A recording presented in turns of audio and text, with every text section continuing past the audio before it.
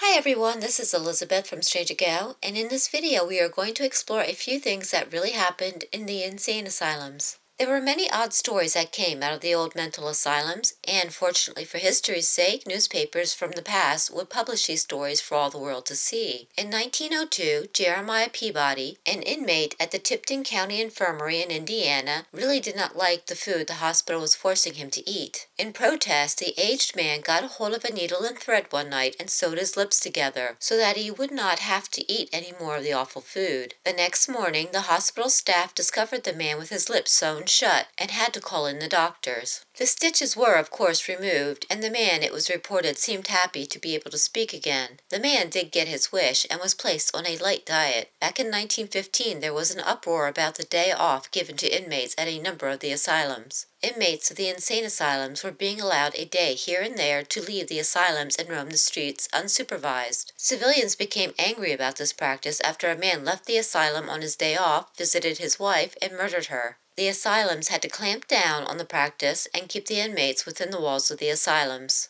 At the Territorial Insane Asylum, Las Vegas, 1903, bones were found scattered about the yard. A quick investigation into the matter proved that the bones were those of a former patient in the asylum. One of the men running the asylum had a patient who was also a doctor. The official had the doctor prepare the body so that he could have the skeleton for his office. The doctor-inmate left the body parts inside a barrel of water so that they could decompose, but the rotting body parts were eventually forgotten. The barrel was knocked over at some point and the bones were scattered across the yard.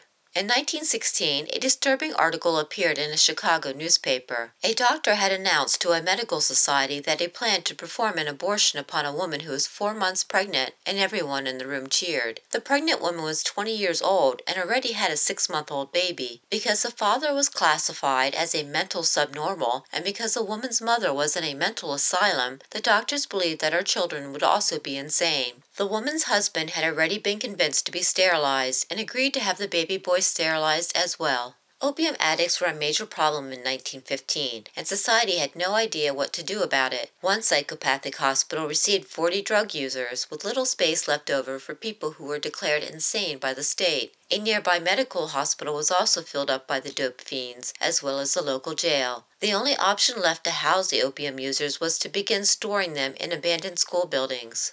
As we can well imagine, some insane asylums were dangerous places for both the patients and the medical staff, but there was one group of people inside the asylums who were often overlooked. In 1913, it was reported that the baker inside an Illinois State Hospital for the Insane got caught in the electric dough mixer and was ground into pieces. While this may seem like an unusual event, that is far from the case. There were many accidents inside these asylum kitchens, which were often run by an outside crew and not the inmates. The kitchen crews used industrial equipment to assist them in preparing large batches of meals for the growing number of inmates. There were no safety regulations in place, and the staff was usually untrained when it came to using the equipment. In the late 1800s and early 1900s, some asylums tried to break up the monotony of being labeled insane and threw dances for the inmates. It gave the inmates something to look forward to, and it gave them a chance to socialize more freely. There were also open dances where the public could go to the insane asylum and dance with the inmates. It may have been nice for the families of the inmates, but for much of the public, it was a freak show.